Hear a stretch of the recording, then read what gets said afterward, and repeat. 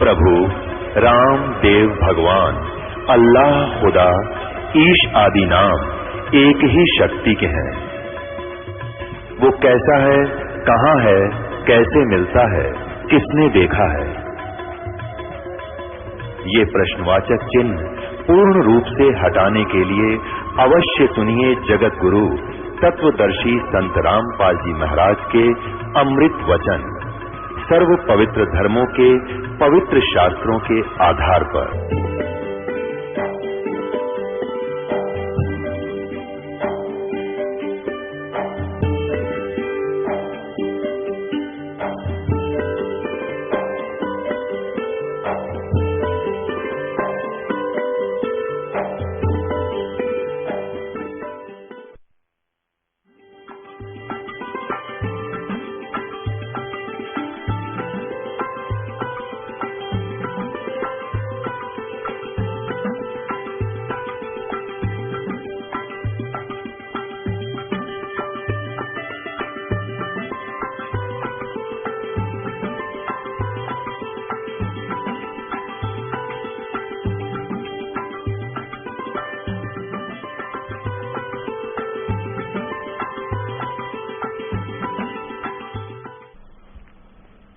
बोलो सतगुरुदेव की जय।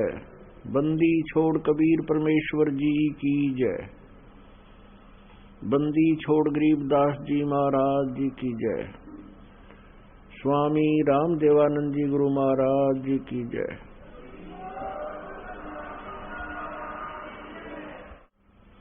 गरीब नमो नमो सतपुरुष को नमस्कार, गुरु की नहीं। सुर नर मुनि जन साधुआ संतों सर्वस्दी नहीं। सतगुरु साहेब संत सब डंडो तुम प्रणाम। आगे पीछे मध्य हुए तिनको जा कुर्बान। निराकार निर्विषम काल जाड भयभंजनम। निर्लेपम निज निर्गुणम अकल अनूप बेसुंधुनम। सोहम सुरति समापतम सकल समाना नीरतल। उज्ज्वल हीरंबर हरदमम बेपरवा अथा है वार पार नहीं मध्यतम। गरीब जो सुमर सिद्ध होई गणनायक गलता ना। करो अनुग्रह सोई पारस पद परवाना। आदि गणेश मनाऊं गणनायक देवन देवा।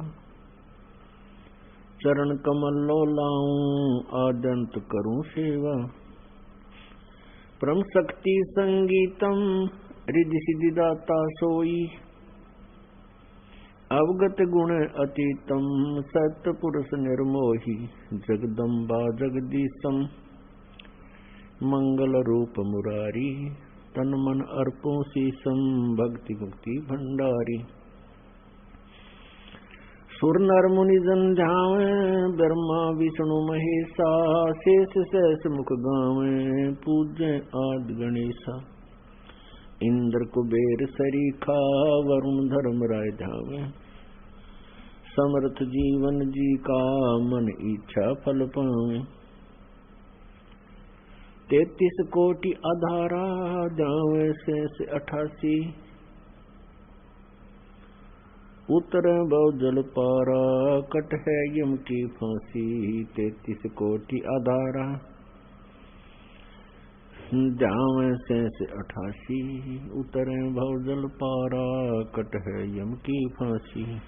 कर जोरूं विनती करूं धरूं चरण पर शीस। गुरु जी राम देवानंद जी महाराज ने दियो नाम बख्शीश। कोटि कोटि सिजदा करूं कोटि कोटि प्रणाम। चरण कमल में राखियो मैं बांधी जाम गुलाम। कुत्ता हूँ गुरुदेव का रामपाल दास का नाम। गले प्रेम की रसरी, आँखें चोवा जाऊं। तो करो तो बावड़ू, दूर दूर करो तो जाऊं। ज्यों राखो त्यों ही रहूं, जो देवो सो खाऊं।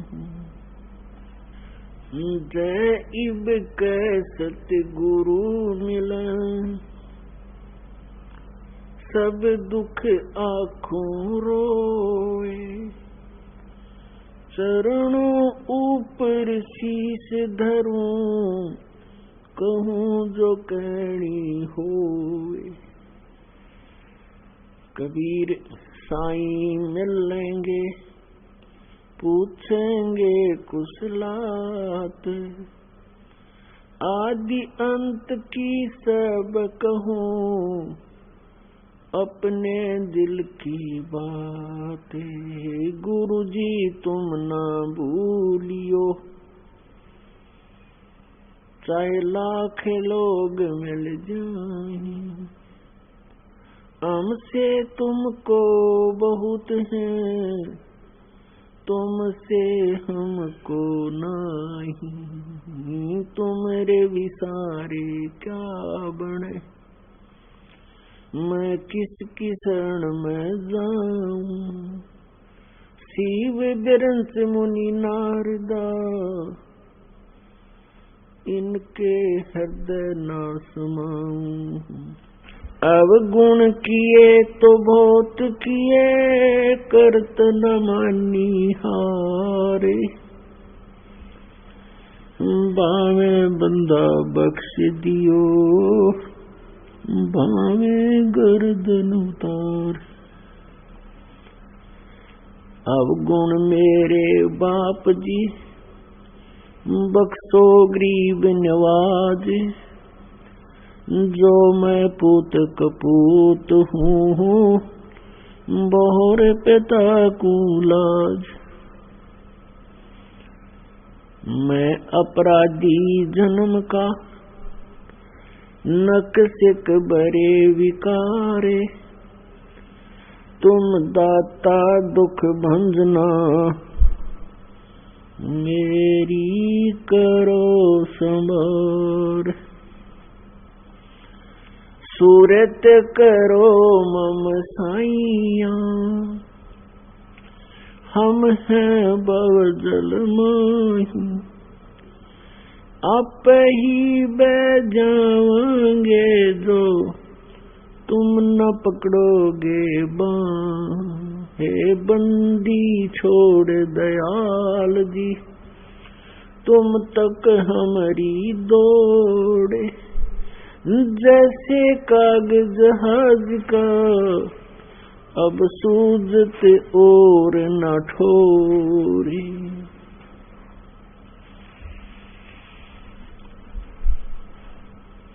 परम पूज्य कबीर परमेश्वर जी की असीम कृपा से आप सभी पुण्यात्माएं ये अमर कथा सुन रहे हैं, सुनेंगे। आज स्टार्ट होगी। जिस आत्मा के बहुत ही पुण्य कर्म पुनर्जन्मों के संग होते हैं, उसको मानव शरीर प्राप्त होता है।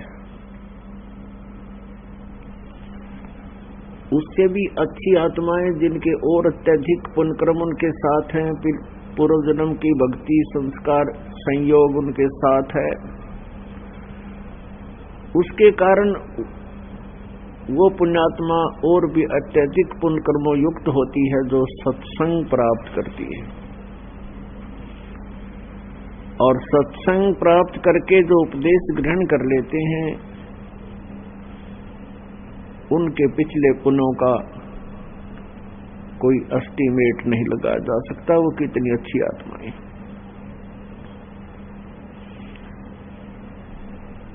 उन पुण्यात्माओं में से आप हो जो यहाँ परमात्मा की अमर कथा सुनने के लिए उपस्थित हुए।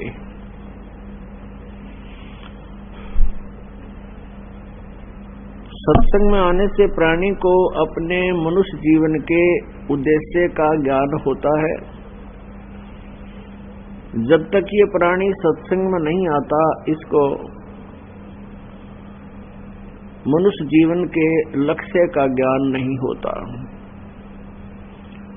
उससे पूर्व सत्संग प्राप्ति से पहले हम यही सोच रहे होते हैं कि मनुष्य जीवन मिल गया, फिर विवाह हो गया, संतान की इच्छा हुई, संतान होगी, संतान की परवरिश कर दी, इनका विवाह शादी हो जावे, वो भी हो गया। फिर इच्छा होती है कि भगवान इनको संतान दे, और जब संतान के संतान हो जाती है तो फिर हम सोच लेते हैं कि हमारा जीवन सफल हो गया, हमारा कर्तव्य पूरा हुआ। पुण्यात्माओं, सत्संग में आने से ज्ञान होता है कि न तो आपका जीवन सफल हुआ और न ही आपका कर्तव्य पूरा हुआ। ये तो केवल वही पूरा हुआ जो होना था, आपके जो प्रारब्ध के अंदर था वही फला फूला। और इस मनुष्य जीवन से जो भविष्य के लिए आपने तैयारी करनी थी, वो तो आपको पता भी नहीं लगा और आपने स्टार्ट भी नहीं किया।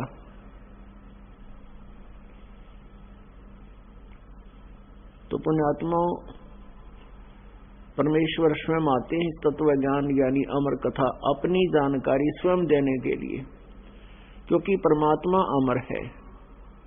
केवल एक परमात्मा ही अमर है और सभी जीव आत्माएं जो यहाँ किस ब्रह्मांड में है ये नाशवान है। जब तक ये जीव आत्मा है तब तक इनका जन्म और मृत्यु होता है, और जब ये हंस आत्मा हो जाती हैं फिर इनका जन्म मृत्यु नहीं होता, सतलोक में निवास स्थान स्थायी स्थान मिल जाता है। तो परमेश्वर स्वयं आते हैं अपनी यथार्थ कथा को बताने के लिए। वो परमेश्वर कौन है, कैसा है, कहाँ रहता है, उसका वास्तविक नाम क्या है, उस परमेश्वर के उस परम धाम में जाने की विधि कौन सी है, जहां जाने के बाद फिर मृत्यु और जन्म कभी नहीं होता, अर्थात पूर्ण मोक्ष प्राप्त होता है। यह जानकारी सत्संग से उपलब्ध होती है। पुण्यात्माओं, इस पृथ्वी पर 21 ब्रह्मांड में यदि कहीं सत्संग है तो यहाँ बरवाला आश्रम में है। इसके अतिरिक्त कहीं पर भी सत्संग नहीं है। वो केवल लोक वेद सुनाकर श्रद्धालुओं का जीवन व्यर्थ कर रहे हैं। ये बातें प्रथम बार जो व्यक्ति सुनता है उसको ऐसा लगता है जैसे ये संत, ये दास अभिमान कर रहा है।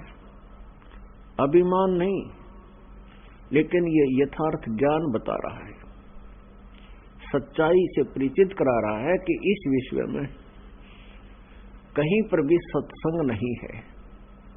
हमारे सदग्रंथ सत्य से परिपूर्ण हैं। हम अपने सदग्रंथों से अपरिचित हो जाने के कारण हमने असत्य ग्रहण कर रखा है। उस सत्संग को आपके समक्ष, उस सत्य सदग्रंथों के सत्य को आपके रूबरू कराने के लिए ये सब व्यवस्था की जा रही है। यदि हमने अपने सदग्रंथों को ठीक से जाना होता तो ये अज्ञान नहीं होता पृथ्वी पर। प्रत्येक धर्म के सदग्रंथ सही ज्ञान दे रहे हैं, लेकिन हमारे जो गुरुवर थे, जो आध्यात्मिक ज्ञान से अपरिचित थे, वो हमें सदग्रंथों की सच्चाई नहीं बता सके, जिस कारण से आज तक हम भटक रहे हैं।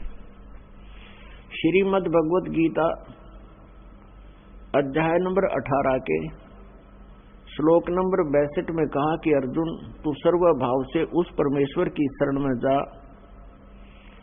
जिसकी कृपा से तू परम शांति को और सनातन परम धाम को प्राप्त होगा। इस श्रीमद् भगवत गीता जी के इस 18वें अध्याय के 62वें श्लोक से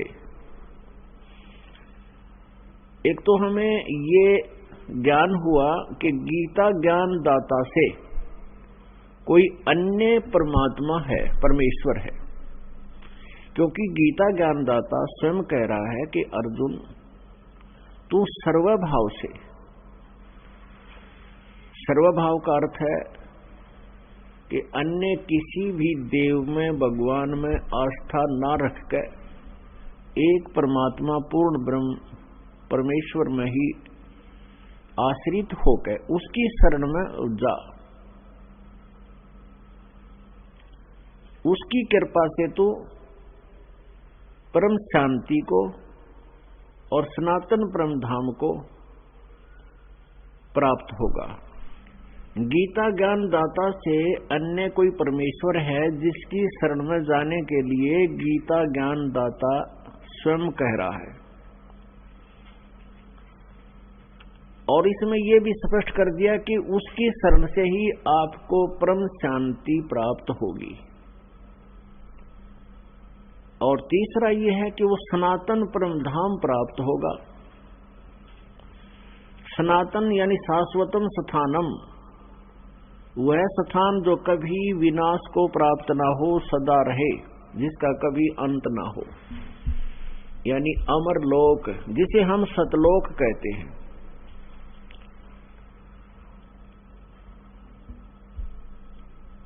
गीता ज्ञान दाता श्रीमद् भगवत गीता अध्याय नंबर 4 के श्लोक नंबर 5 और 9 में, गीता अध्याय 2 के श्लोक नंबर 12 में, गीता अध्याय नंबर 10 के श्लोक नंबर 2 में गीता ज्ञान दाता स्पष्ट कर रहा है कि अर्जुन, तेरे और मेरे बहुत जन्म हो चुके हैं, तू नहीं जानता, मैं जानता हूं।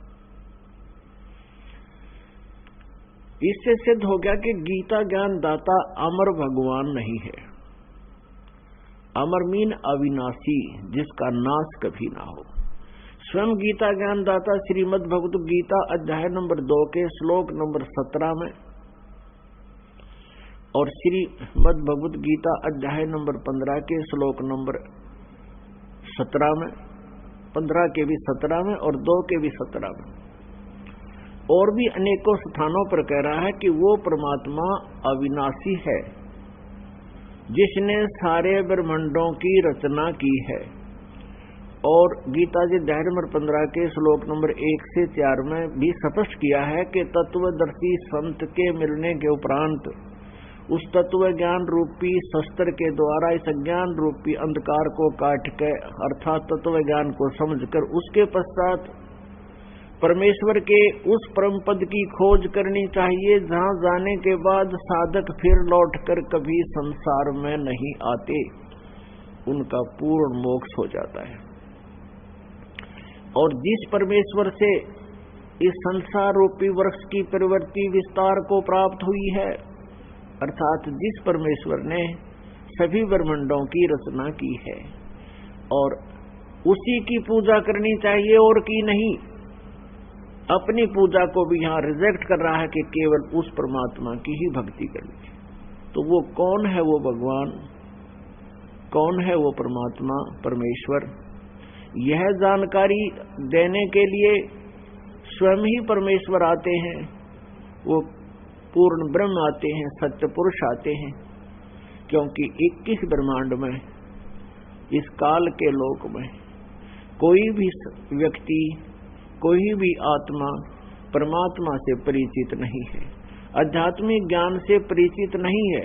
परमात्मा का नाम खूब सुना है, परमात्मा की महिमा भी भक्तों संतों ने खूब बताई है, लेकिन वो परमात्मा कौन है, कैसा है, कहाँ रहता है, और वो स्थान कैसे प्राप्त हो सकता है जहां जाने के बाद फिर जन्म मृत्यु नहीं होती और परम शांति होती है।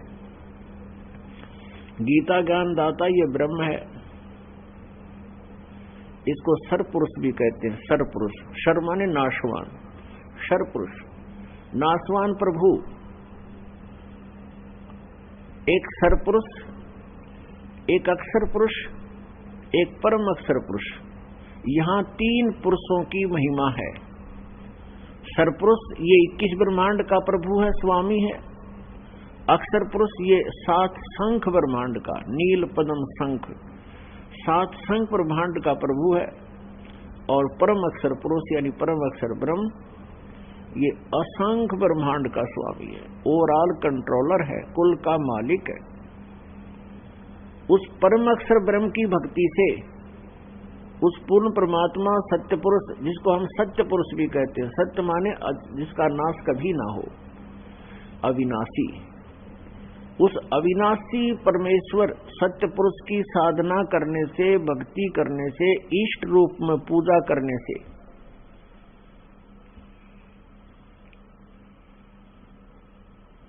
हमारा पूर्ण मोक्ष होगा। हम उस लोक को प्राप्त होंगे, उस परम धाम को प्राप्त होंगे, सनातन परम धाम में चले जाएंगे, जहां जाने के बाद हमारी फिर जन्म मृत्यु कभी नहीं होगी। सरपुरुष को ब्रह्म बोलते हैं। ब्रह्म अपन आत्माओं, आप सब एजुकेटेड हैं, बुद्धिमान बच्चे हैं। परमात्मा ने आपको पहले शिक्षा दी, इसलिए शिक्षा आपको देना अनिवार्य था कि आप भगवान को पहचान सके। नहीं तो 4 युग बीत गए, केवल एक ब्राह्मण वर्ग ही विद्या ग्रहण करने का अधिकारी होता था, अक्षर ज्ञान ग्रहण करने का। और अब परमात्मा ने रजा बख्श दी है कि सभी मानव शिक्षित हो गए। और इस शिक्षा का हमें लाभ केवल यही मिला है कि हम भगवान को, परमात्मा को पहचानेंगे, अपने सदग्रंथों को स्वयं समझेंगे। तो परमेश्वर सत्य पुरुष, परम अक्षर ब्रह्म, ये वास्तव में अविनाशी परमात्मा है। और इसकी भक्ति करने से हमें पूर्ण मोक्ष प्राप्त होगा, हमारा फिर कभी जन्म मृत्यु नहीं होगा। जब तक ये प्राणी जन्म मृत्यु में है, शांति नहीं हो सकती। आपने देखा है, जिनको हम परमात्मा मानते थे, प्रभु मानते थे, इष्ट रूप में पूजते थे, श्री विष्णु जी, श्री शंकर जी,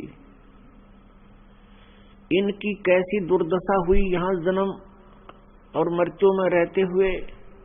ये भी जन्म मृत्यु में है। और वैसे ये अवतार धार कर आए थे, जैसे श्री राम रूप में, श्री रामचंद्र रूप में राजा दशरथ के घर जन्म हुआ श्री विष्णु जी का।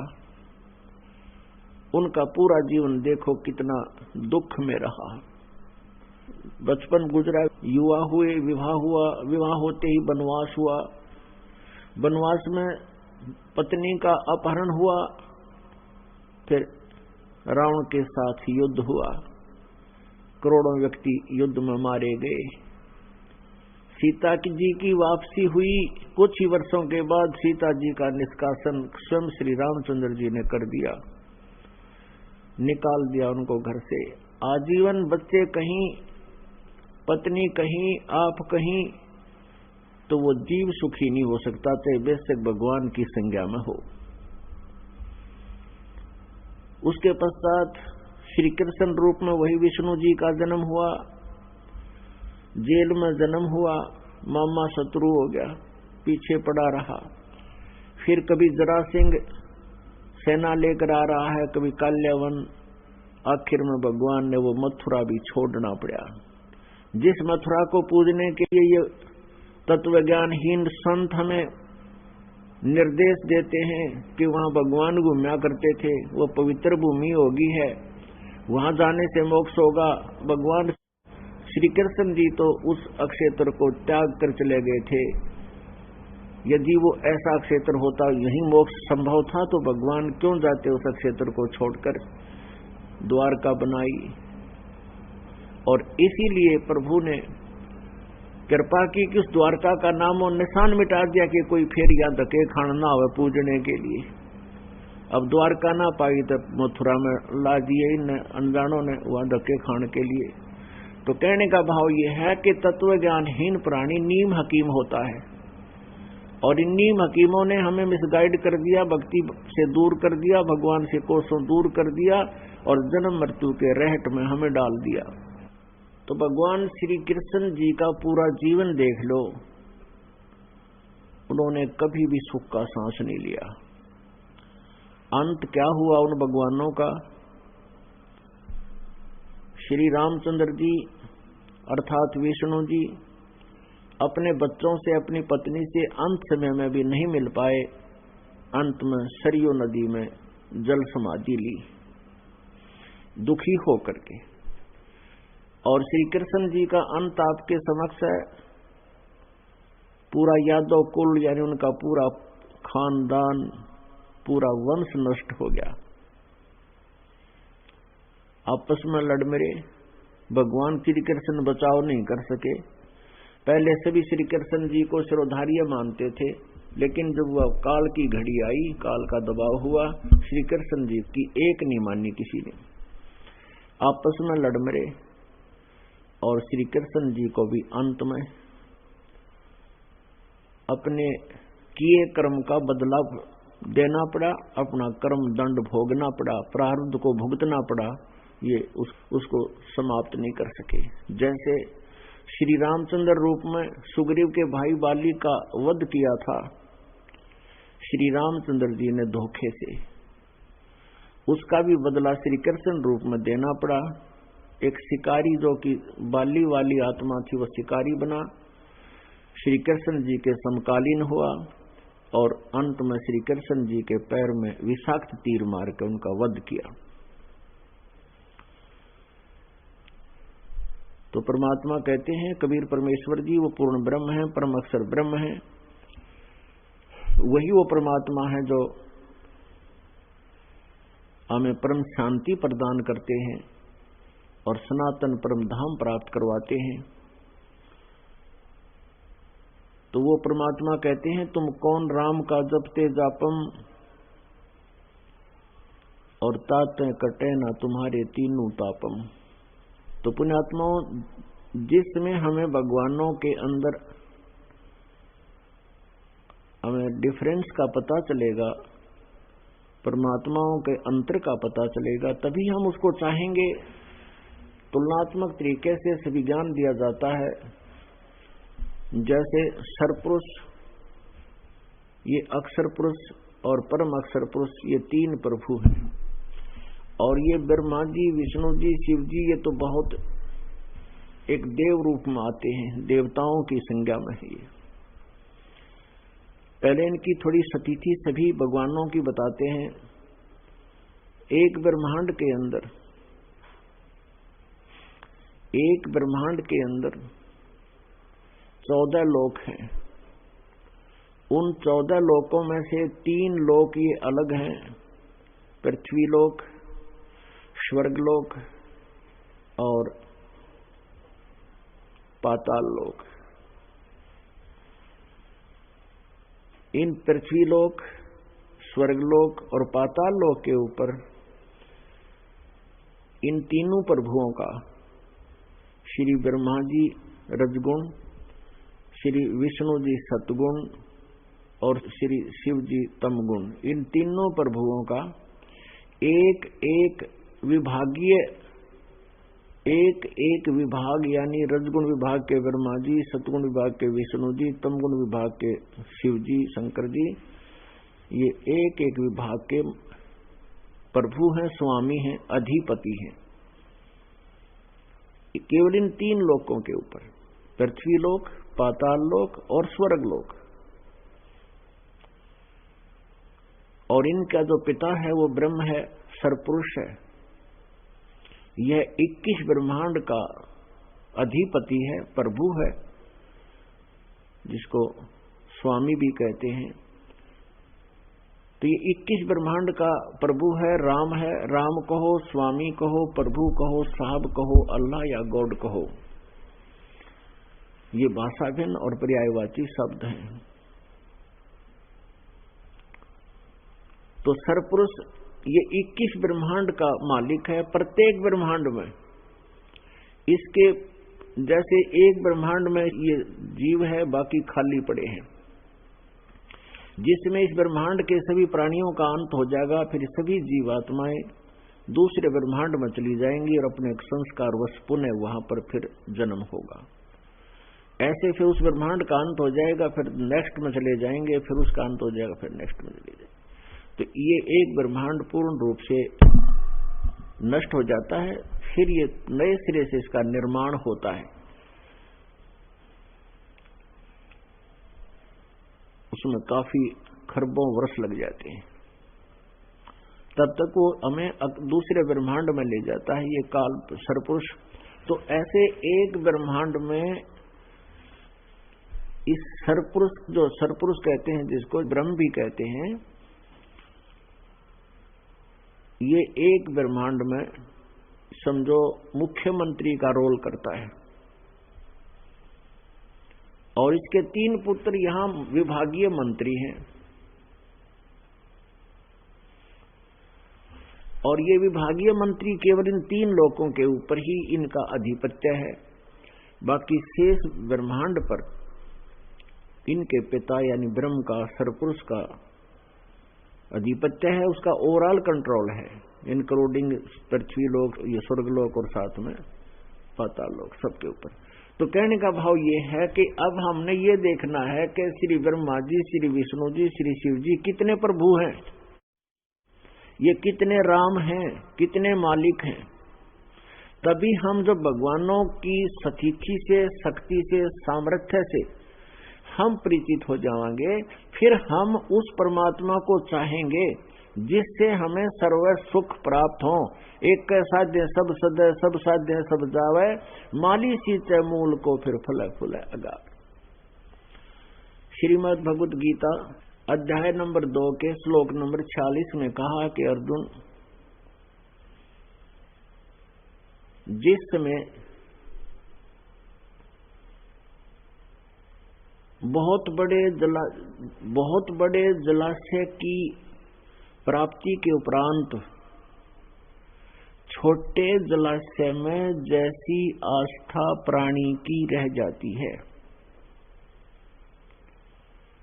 ऐसी स्थिति इस जीव की उस समय बन जाती है जब ये तत्व ज्ञान से परिचित हो जाता है और परम अक्षर ब्रह्म, उस परमेश्वर तत्व ब्रह्म से परिचित हो जाता है, उसकी महिमा से परिचित हो जाता है। फिर उसकी स्थिति ऐसी हो जाती है अन्य देवताओं भगवानों के प्रति, जैसे बहुत बड़े जलाशय की प्राप्ति के उपरांत व्यक्ति की आस्था छोटे जलाशय में रह जाती है। ये ज्ञान जो श्रीमद् भगवत गीता जी का ज्ञान उस समय बोला जा रहा था, जिस समय पूरी पृथ्वी पर केवल जलाशयों पर आधारित ही प्राणी हुआ करते थे। नीचे का जल बहुत गहरा होता था, कुएं भी बहुत कम खोदे जाते थे, और एक बड़े सरोवर के आसपास बहुत बड़ी नगरी बस जाती थी, और कई छोटे जलाशय होते थे, उनके आसपास छोटे छोटे कबीले रहते थे झोंपड़ी डालकर। तो उस जलाशय यानी जोहड़ तालाब से ही पीने का जल ग्रहण करते थे, उसी से पशुपालन करते थे। पहले पशुपालन ज्यादा करते थे और बाकी अन्य खेती वगैरह कम करते थे, क्योंकि फलदार वृक्ष होते थे और वैसे भी जंगल के अंदर आम जो है कणक उपलब्ध हो जाती थी। तो उसमें पीने के लिए, पशुपालन के लिए थोड़ी बहुत कोई सिंचाई करते, सब्जी वगैरह लगाते, तो भी उस तालाब से ही सिंचाई की व्यवस्था किया करते थे।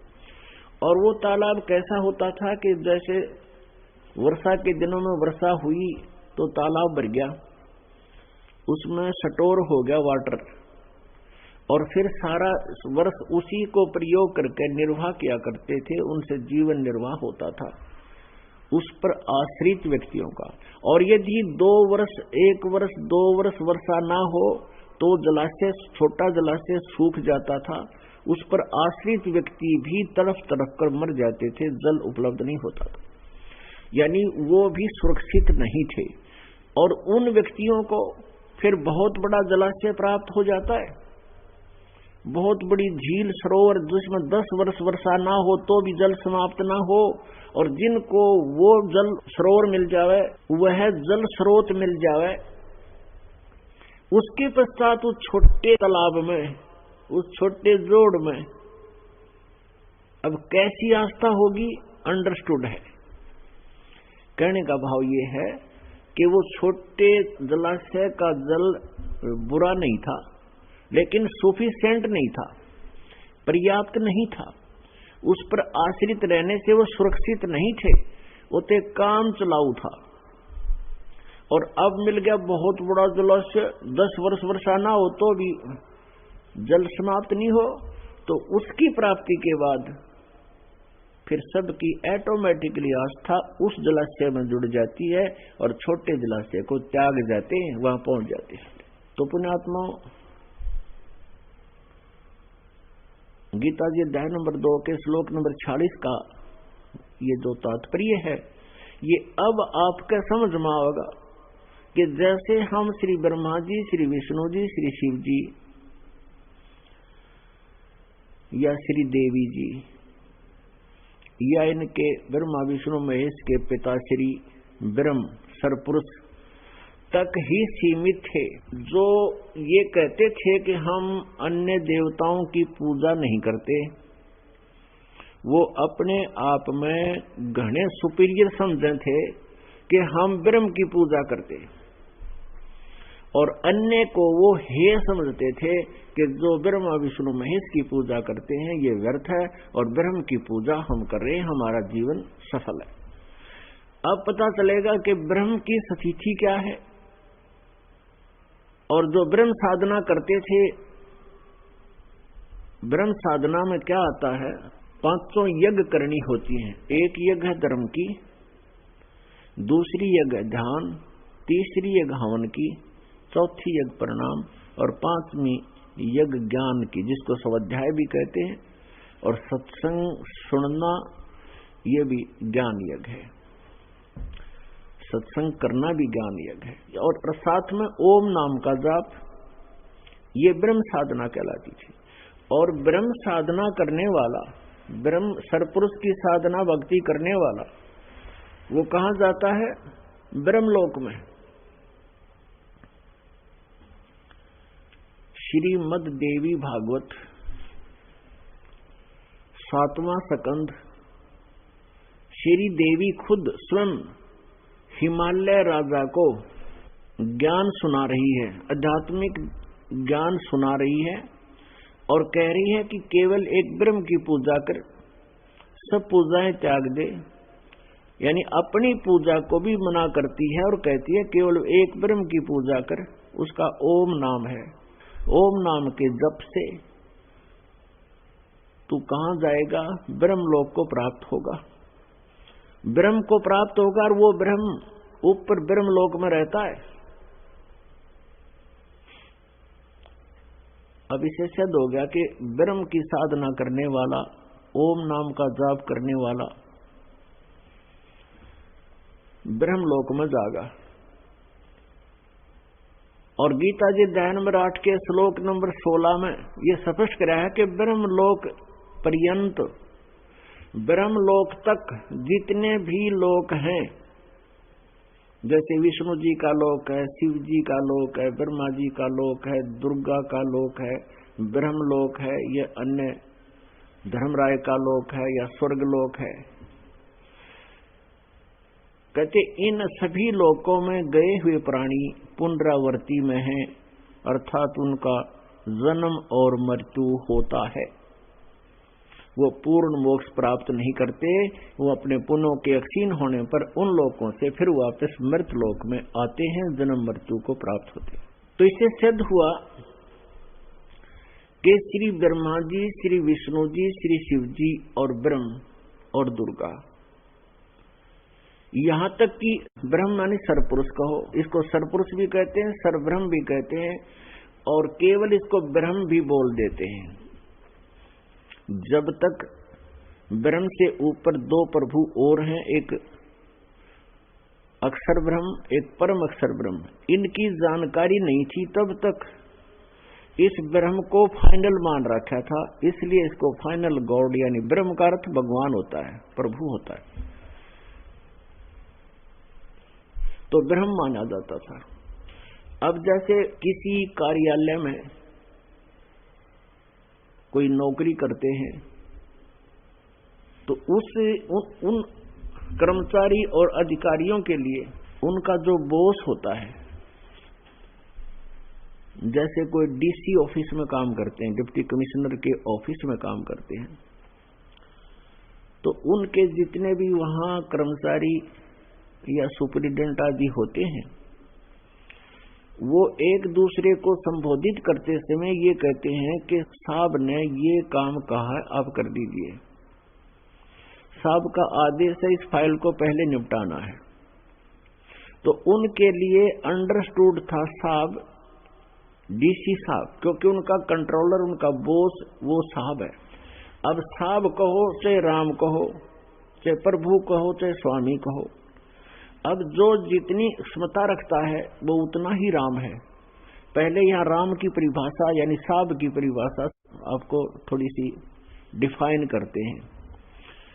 जैसे एक तहसीलदार भी साहब कहलाता है, और एक जो है एसडीएम भी साहब कहलाता है, और डिप्टी कमिश्नर भी साहब कहलाता है, और कमिश्नर भी साहब कहलाता है, मंत्री भी साहब कहा जाता है, मुख्यमंत्री को भी साहब कहते हैं, और प्रधानमंत्री को भी साहब कहते हैं, और राष्ट्रपति जी को भी साहब कहते हैं। अब इन साहबों में बहुत अंतर है, प्रत्येक की क्षमता में, इनकी शक्ति में अंतर होता चला जाता है, लेकिन अपने क्षेत्र में ये सभी साहब प्रसिद्ध हो जाते हैं। जैसे डीसी ऑफिस में, डीसी के अंतर्गत जितने भी अधिकारी कर्मचारी हैं वो स्पष्ट एक ही बात बोलते हैं, साहब ने ऐसा बोला, उनके लिए अंडरस्टूड है ये साहब। कौन? डीसी साहब। तो ऐसे ही ये दास आपको समझाना चाहता है कि डीसी कितना साहब है आपको खूब पता है, और फिर उसके ऊपर मंत्री साहब, मंत्री का भी आपको मालूम है, विभाग का अधिपति है, स्वामी है एक स्टेट में, मुख्यमंत्री केवल एक स्टेट में मालिक है, और प्रधानमंत्री वो भी साहब है और पूरे देश में मालिक है। जैसे हम कहें कोई मंत्री साहब कहता है, मंत्री साहब, जैसे मंत्री के कार्यालय में जितने भी अधिकारी कर्मचारी आईएएस पीएस जो भी आते हैं वो सभी कहते हैं, वहां जो उनके सेक्रेटरीट में ऑफिस होता है वो कहते हैं साहब ने ऐसे आदेश दिया, तो उनके लिए उनका साहब वो मंत्री है जिसके अंतर्गत वो कार्य कर रहे हैं। तो मंत्री जो है फाइनल साहब नहीं है। फिर मुख्यमंत्री के जो कार्यालय में काम करते हैं वो भी यही कहते हैं साहब ने ऐसे कहा है, सीएम साहब भी कह देते हैं, फिर सीधा साहब भी बोल देते हैं, साहब का आदेश है। तो उनके लिए अंडरस्टूड है कि वो साहब उनका मालिक, लेकिन सीएम कंप्लीट साहब नहीं है, कंप्लीट गॉड नहीं है। तो ऐसे समझो, जहां हम ब्रह्म कहते थे, हम एक ब्रह्मांड में रह रहे हैं, और यहाँ का ये सुप्रीम है, सुप्रीमो है, इसलिए ये ब्रह्म प्रसिद्ध हो गया, और इन सभी ने ब्रह्म अंडरस्टूड कंप्लीट गॉड, इन्होंने ब्रह्म को कंप्लीट गॉड मान लिया, जबकि ये एक ब्रह्मांड का गॉड था, स्वामी था, मालिक था, प्रभु था। जिस कारण से केवल ये हो गया कि ब्रह्म, हम ब्रह्म साधना करते हैं, हम साहब की साधना करते हैं, हम भगवान की साधना करते हैं, और अन्य को वो देव कहा करते थे कि और सब देवता हैं, ब्रह्म सुप्रीम पावर है। अब आपको तत्व ज्ञान की रोशनी से पता चलेगा कि कौन है वो कंप्लीट गॉड, कौन है वास्तव में ब्रह्म, कौन है परमात्मा। अब इसीलिए ब्रह्म को डिफाइन करना पड़ा, ब्रह्म के साथ जो है डिफरेंशिएट लगाना पड़ा। जैसे इनको भिन्नता बताने के लिए उपमा लगानी पड़ी, जैसे सरपुरुष जिसको सरब्रह्म कहते हैं, एक सरब्रह्म, फिर अक्षर ब्रह्म और फिर परम अक्षर ब्रह्म। अब इस ब्रह्म को अच्छी तरह समझने के लिए कि कौन है वो ब्रह्म, एक तो सरब्रह्म, ब्रह्म माने भगवान, नासवान भगवान कौन, सरपुरुष कहो चाहे सरब्रह्म कहो, पुरुष कहो, भगवान कहो, ब्रह्म कहो, राम कहो, गॉड अल्लाह कहो। तो सरब्रह्म तो 21 ब्रह्मांड का स्वामी, ये ब्रह्म जिसको हम ब्रह्म कहा करते थे, ये सरब्रह्म है वास्तव में। इसको काल भी कहते हैं। गीता जी अध्याय नंबर 11 के श्लोक नंबर 32 में स्वयं कहता, मैं काल हूं अर्जुन, और सबका नाश करने के लिए आया हूं, अपरिवर्त हुआ हूं। तो श्री कृष्ण काल नहीं था। श्री कृष्ण जी ने पहले कभी नहीं कहा अपने आप को काल, और बाद में कभी अपने आप को काल नहीं कहा। ये काल जो है ये गुप्त कार्य करता है, ये इसके कर्म और जन्म अलौकिक हैं। ये ऐसे कर्म करता है, किसी में प्रवेश करके ये अपना जो कुछ उल्लू सीधा करना कर जाता है, फिर बाद में महिमा और डेबिट और क्रेडिट उसी को मिल जाता है जिसके अंदर ये प्रवेश करके अपना उल्लू सीधा करता है। तो इसको काल भी कहते हैं। और श्री कृष्ण जी में प्रवेश करके यही काल गीता बोल रहा है, ये सरब्रह्म। गीता जी अध्याय नंबर 8 के श्लोक नंबर 13 में कहा कि अर्जुन, ओम इति एकाक्षरम ब्रह्म व्यवहारन माम अनुसमरण यह प्रयाति तजंदेहम सयाति परमाम गतिम। मुझ ब्रह्म का, माम ब्रह्म, मुझ ब्रह्म का ओम इति एक अक्षरम, ओम केवल यह एक अक्षर है, नथिंग एल्स, और इसके अतिरिक्त मेरा कोई मंत्र नहीं है। ब्रह्म व्यवहारन माम अनुसमरण, व्यवहार माने उच्चारण करके सिमरण करता हुआ, मुझ ब्रह्म का ये एक मंत्र है, और इसका उच्चारण करके सिमरण करता हुआ, ओम नाम का उच्चारण यानी जाप करता हुआ, यह प्रयाति तजंदेहम, यानी जो शरीर छोड़कर जाता है, यानी अंतिम सांस तक भी जो मेरे पर आश्रित है, मेरे में भावित है, और इस नाम का जाप करता हुआ शरीर छोड़कर जाता है, सयाति परमाम गतिम, वह परम गति को प्राप्त होता है। कौन सी परम गति को? जो ओम से मिलने वाली है। ओम से जो राहत मिलनी है, जितना मोक्ष होना है, जितनी गति होनी है, उसको ब्रह्म की परम गति कहते हैं। और ओम से अभी आपको बता के मिलेगा ब्रह्मलोक, और ब्रह्मलोक में गए हुए प्राणी भी पुनरावृत्ति में 8वें अध्याय के 16वें श्लोक में श्रीमद् भगवत गीता में स्पष्ट कर दिया इसने। और ये स्वयं 4थे अध्याय के 5वें श्लोक में, 9वें श्लोक में, 2रे अध्याय के 12वें श्लोक में, 10वें अध्याय के 2रे श्लोक में गीता जी में स्वयं कह रहा है कि तेरे और मेरे बहुत जन्म हो चुके, तू नहीं जानता मैं जानता हूँ। 18वें अध्याय के 62वें श्लोक में कहता है कि सर्वभाव से उस परमेश्वर की शरण में जा जिसकी कृपा से तू परम शांति को और सनातन परम धाम को प्राप्त होगा, यानी फिर कभी जन्म मृत्यु नहीं होगी। गीता जी अध्याय नंबर 15 के श्लोक नंबर 1 से 4 में भी यही स्पष्ट किया है। 15 और 16 में 3 प्रभुओं की जानकारी दी है कि सर्वभाव से उस परमेश्वर की शरण में जा, तत्व ज्ञान प्राप्ति के पश्चात परमेश्वर के उस परम पद की खोज करनी चाहिए, जहां जाने के बाद साधक फिर कभी लौट कर नहीं आते, और जिस परमेश्वर ने सब ब्रह्मांडों की रचना की। और वास्तव वो परमात्मा अविनाशी है, और वही तीनों लोकों में प्रवेश करके सबका धारण पोषण करता है। तो इससे सिद्ध हो गया कि गीता जी अध्याय नंबर 8 के श्लोक नंबर 13 में जो परम गति ओम के जाप से होनी है वो व्यर्थ है, वो पूर्ण नहीं है। इसलिए गीता जी अध्याय नंबर 7 के श्लोक नंबर 18 में गीता ज्ञानदाता स्वयं कहता है कि ये जो ज्ञानी आत्मा है ये है तो नेक उदार है, पर ये मेरे वाली घटिया गति में ही स्थित हैं। ओए होए, अनुत्तमाम गतिम माम एवं अनुत्तमाम गतिम आस्थिता से ही युक्त आत्मा, ये ब्रह्म परमात्मा प्राप्ति में लीन, ये है तो अच्छी आत्मा है, ज्ञानी आत्मा उदार है, लेकिन इनको तत्वदर्शी संत ना मिलने से ये मेरे वाली घटिया अनुतम, अनुतम माने घटिया व्यर्थ अश्रेष्ठ, और इन्होंने अनुवाद गलत कर रखा, गीता अनुवादकर्ताओं ने अनुतम का अर्थ कर दिया अति उत्तम। अरे तेरा गजब हुई। अंग्रेजी का वर्ड है बैड, और बैड का अर्थ कोई बालक या कोई भी बड़ा उसका अर्थ गुड करता है बैड का, तो कितना बुद्धिमान अकल उसका पता लग जाता है। तो वो कति अज्ञानी व्यक्ति है जो बैड का अर्थ गुड करे, अनुत्तम का अर्थ को श्रेष्ठ करता है, तो मूर्ख है, महामूर्ख है। और इन अति श्रेष्ठ कर दिया। तो यहाँ ये नहीं समझ सके इस तत्व ज्ञान को, गूढ़ रहस्यों को, जिस कारण से इन व्यक्तियों ने, वो नकली गुरुओं ने पूरे मानव समाज को मिसगाइड कर दिया, और उसका दुष्परिणाम हमें भोगना पड़ रहा है। कोई भूत बन गया, कोई पितर बन गया,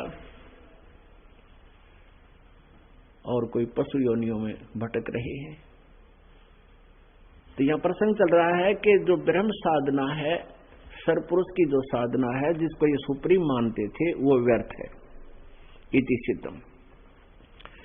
अब हम लेते हैं अक्षर पुरुष। सरपुरुष तो ये ब्रह्म है। अक्षर पुरुष गीता जी अध्याय नंबर 15 के श्लोक नंबर 16 और 17 में 3 प्रभुओं का बिल्कुल निर्णायक ज्ञान दिया है। सरपुरुष, अक्षर पुरुष, ये तो 16वें श्लोक में बता दिए 15वें अध्याय के सरपुरुष और अक्षर पुरुष और इनके अंतर्गत जितने भी प्राणी हैं, ये सभी नाशवान है। ये भगवान भी नाशवान है, और इनके अंतर्गत जितने प्राणी, इनका भी जन्म और मृत्यु होता है। आत्मा किसी के मरती नहीं, वो तो अलग बात है। वो तो कुत्ते के बिना मरती, गधे के बिना मरती, भगवान का जिक्र के है। फिर 17वें श्लोक में 15वें अध्याय के श्रीमद् भगवत गीता अध्याय नंबर 15 के श्लोक नंबर 17 में तुरंत कहा है कि उत्तम पुरुष है तू अन्य। उत्तम पुरुष, पुरुष माने प्रभु ब्रह्म, वो उत्तम पुरुष, उत्तम परमात्मा, पुरुषोत्तम, पुरुषोत्तम माने श्रेष्ठ भगवान, सर्वशक्तिमान, वो तो कोई और है। इन दोनों से अलग है। सरपुरुष और अक्षर पुरुष जो 16वें श्लोक में बताए हैं, उनसे अन्य है, और वही परमात्मा कहलाता है। उत्तम पुरुष है तू अन्य परमात्मा इति उदाहरते। वो श्रेष्ठ परमात्मा तो कोई और है, और उसको परमात्मा कहते हैं, वो परमात्मा कहा जाता है। और यह लोकचर्या में आवी से भी बढ़ती आवे ईश्वर है, जो तीनों लोकों में प्रवेश करके और सबका धारण पोषण करता है, वो है अविनाशी परमात्मा। यहाँ 3 लोक ये नहीं है, स्वर्ग लोक और पाताल लोक और पृथ्वी लोक नहीं। यहाँ 3 लोक हैं, सतलोक यानी पूर्ण परमात्मा का जो अधिपति, और फिर अक्षर पुरुष, और फिर ये सरपुरुष, इनके लोक, और इंक्लूडिंग परमात्मा का लोक। इन सभी का धारण पोषण करने वाला भी वो पूर्ण परमात्मा ही है। जैसे 15वें अध्याय के श्लोक नंबर 1 से लेकर 4 में कहा कि ऊपर न जड़ वाला, ऊपर को परमात्मा जो है वो परम अक्षर ब्रह्म, वो तो समझो जड़ है, मूल है पूरे संसार रूपी वृक्ष की, और अक्षर पुरुष का तना समझ लो, और सर पुरुष एक मोटी डार जानो, और डार के फिर 3 शाखा हो, रजगुण ब्रह्मा, सदगुण विष्णु, तम गुण शिव जी, ये 3 शाखा हैं। और आगे पात रूप है संसार, हम पात रूप में हैं। तो मूल से आहार चलता है पेड़ को, मूल से, और वही तना में, तना से डार में, डार से फिर शाखाओं में, शाखाओं से पत्तों तक आता है। तो अब अंडरस्टूड है। गीता जी अध्याय नंबर 15 के श्लोक नंबर 17 में ये बताया है, वो मूल परमात्मा, जड़ रूपी भगवान, मूल मालिक, सबका दाता, वो जड़ है समझो सारे ब्रह्मांडों की, वहीं से सबको शक्ति प्राप्त होती है, उसी से सबको यहाँ कर्म वर्क जैसा जिसका है वैसा प्राप्त होता है। तो वो वही तीनों लोकों में प्रवेश करके सबका धारण पोषण करता है, और वो है अविनाशी भगवान, अवय ईश्वर, वो है अवय परमेश्वर, वो अविनाशी परमात्मा है। अपने आत्मा श्रीमद् भगवत गीता अध्याय नंबर 8 के श्लोक नंबर 17 में, इसमें अक्षर पुरुष जिसको परब्रह्म कहते हैं, उसकी आयु की सीमा दी है। उसकी आयु की गणना बताई है। इन्होंने अनुवाद गलत कर दिया। यहाँ पर उस मूल संस्कृत के अंदर मूल पाठ में उसमें लिखा है कि ब्रह्मणे युग ए संसार युग ब्रह्मणे। ब्रह्मणे माने परब्रह्म। ब्रह्मणे का अर्थ यहां पर इसलिए परब्रह्म लगा जाएगा, ब्रह्मणे का अर्थ होता है ब्रह्म से बड़ा भगवान, यानी बड़ा प्रभु। तो यहां ब्रह्मणे का अर्थ है परब्रह्म, क्योंकि यहां आयु की गणना है, और जहां आयु की गणना नहीं है वहां ब्रह्मणे का अर्थ होता है परम अक्षर ब्रह्म, पूर्ण परमात्मा। तो यहां इस अक्षर पुरुष को भी अविनाशी कहते हैं, लेकिन यह भी नाशवान है। अब यहां थोड़ी सी इनकी कलाबाजी दिखाते हैं गीता अनुवादकर्ताओं की, अनसमझों की।